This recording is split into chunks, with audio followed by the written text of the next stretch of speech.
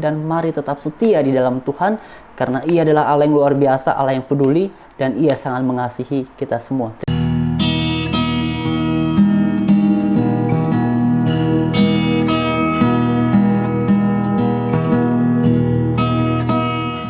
Shalom teman-teman, selamat siang dan selamat beraktivitas bagi kalian semua.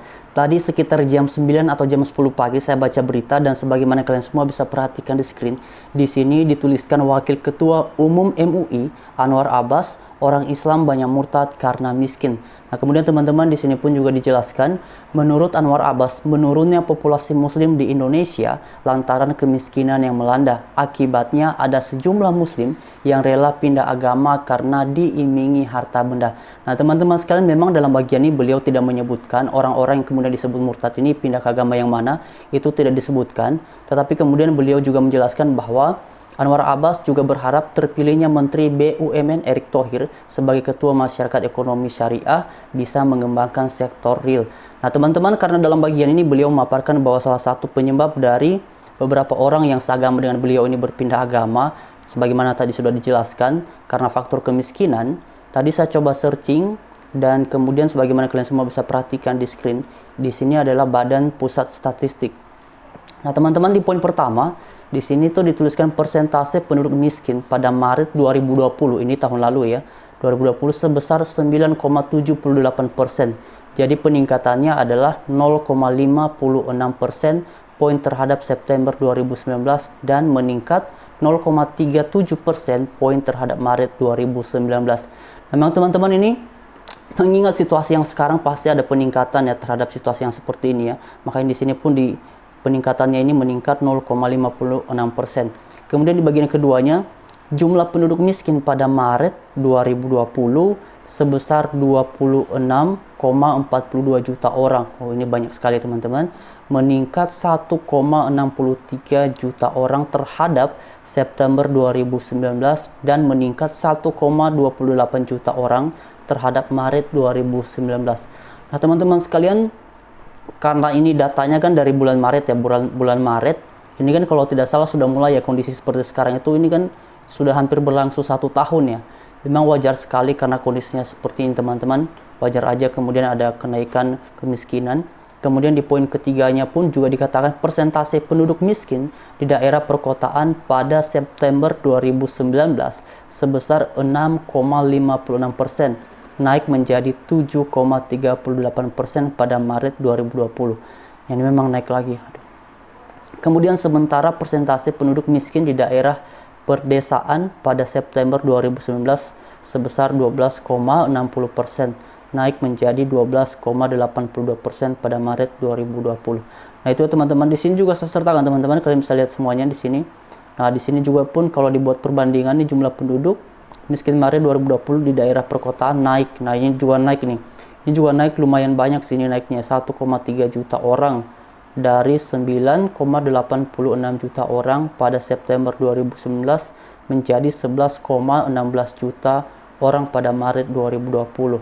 Nah itu ya teman-teman. Kemudian pada bagian bawah sini, garis kemiskinan pada Maret 2020 tercatat sebesar di sini 454.652 di sini ya. Kemudian per kapita per bulan dengan komposisi garis kemiskinan makanan sebesar di sini teman-teman 335.793. Udah tahu di sini 73,86%. Nah, teman-teman sekalian, bahkan di bagian bawah sini juga pada Maret 2020 itu secara rata-rata jumlah apa di sini rata-rata rumah tangga miskin di Indonesia memiliki 4,66 orang anggota rumah tangga. Nah, karena itu teman-teman sekalian, mari kita kembali kepada bagian awal tadi tentang pernyataan beliau. Ada beberapa orang yang kemudian berpindah agama karena faktor kemiskinan.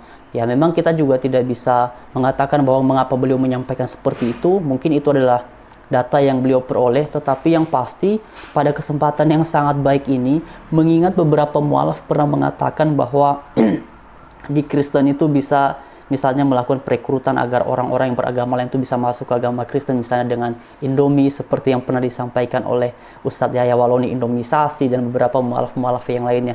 Karena itu pada kesempatan ini saya kembali menyampaikan kepada teman-teman saya khususnya yang beragama Kristen, mengingat di situasi yang sekarang ini memang mungkin godaannya ada saja ya, kita tidak tahu, tetapi pada kesempatan yang sangat baik ini saya hanya mengingatkan kita semua, mungkin apa yang teman-teman alami tidak seperti yang saya alami, karena kita masing-masing kan punya level pergumulan sendiri. Bukan berarti saya tidak punya pergumulan, tetapi sebagai sesama orang yang beriman, mengingat di situasi yang sekarang ini, mari sama-sama bertumbuh bersama dan tetap berpegang teguh pada iman di dalam Tuhan Yesus. Jangan ada iman di luar daripada itu. Mari tetap setia kepada Tuhan Yesus, mari tetap hidup untuk kemuliaannya dan hidup dalam kebenarannya. Dan terkait kepada teman-teman yang beragama non-Kristen khususnya, yang pernah menyampaikan bahwa orang-orang yang kemudian ada dalam Kristen itu beberapanya itu melakukan gerakan kristenisasi dengan embel-embel, misalnya berikan indomisasi, dalam bentuk indomisasi dan segala macamnya, itu tidak pernah ada di dalam agama Kristen. Jadi jangan sampai nanti ketika ada berita seperti ini justru yang ada di benak kalian adalah, oh jangan-jangan ini yang dari Kristen lagi. Tidak seperti itu, karena bagaimanapun beliau juga sama sekali tidak menyebutkan bahwa orang-orang yang berpindah agama dari keyakinan yang sama dengannya ini pindah ke agama yang mana, beliau tidak sebutkan. Ya, beliau bisa saja menyampaikan hal seperti itu. Lagian kan beliau juga tidak menyebutkan mereka pindah ke agama mana. Tapi pada kesempatan ini yang mau saya soroti, yang mau saya tekankan adalah kepada teman-teman yang Kristen, mari tetap setia dalam Tuhan. Seperti yang sudah kita baca tadi ini di Badan Pusat Statistik tentang kemiskinan memang meningkat, apalagi dengan situasi yang sekarang ini, teman-teman. Kalau jujur sebenarnya saya juga kehilangan pekerjaan. Karena itu teman-teman sekalian, mari tetap setia dalam Tuhan. Mari tetap mengandalkan Tuhan, karena apapun pergumulan kehidupan yang kita alami, pasti pada akhirnya Tuhan akan berikan jalan keluar. Jadi jangan patah semangat, tetap berharap sama Tuhan, karena Dia Allah yang hidup, Allah yang luar biasa. Dia tahu tentang segala pergumulan kita, Dia paham tentang segala beban hidup yang kita alami, dan percayalah pada waktunya Dia akan berikan pertolongan, dan pertolongannya selalu tepat pada waktunya, tak pernah terlambat dalam sedetik pun. Terima kasih. Dan karena itu pada kesempatan ini teman-teman, ini untuk pertama kalinya saya mengajak kalian semua untuk sama-sama berdoa bagi bangsa Indonesia, bagi pemerintahan yang ada, baik yang ada di lembaga eksekutif maupun legislatif, dan juga yang ada di yudikatif. Kita doakan semuanya agar setiap mereka yang sudah kemudian berada pada posisi tertentu, dengan fungsi tertentu, dengan tugas tertentu, supaya semuanya boleh mereka pakai kewenangan yang ada pada mereka untuk kebaikan bagi bangsa ini. Karena itu kita juga berdoa semuanya teman-teman, supaya kondisi yang sekarang ini, karena Tuhan tolong supaya kondisi yang sekarang ini bisa cepat berlalu, dan semua orang yang, apalagi teman-teman ini pasti sudah banyak yang kehilangan pekerjaan. Kita doakan semua teman-teman kita dimanapun mereka berada, supaya mereka semua bisa mendapatkan solusi yang terbaik baik dari pemerintah maupun dari pihak-pihak tertentu yang berkenan untuk memberikan bantuan. Terima kasih. Pada akhirnya selamat beraktivitas bagi kalian semua. Tuhan Yesus memberkati. Terima kasih. Haleluya. Shalom.